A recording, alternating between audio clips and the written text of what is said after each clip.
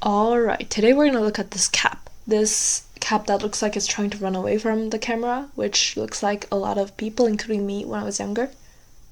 How do you imagine this would look like? Think about this question and predict what are some things that you might expect to see. Are you ready? This is what it looks like under the microscope. As you can see, the structure is almost like prism bars, I want to say, because the fibers are so thick and also so neatly patterned that you would definitely feel the cap's strength in your hands.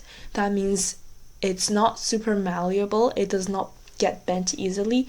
If you were to bend it just a little bit, it would probably break in half because these fibers, they do not like to get bent. And it'll make a lot of sound for sure, more than the resealable bag we talked about in the last video.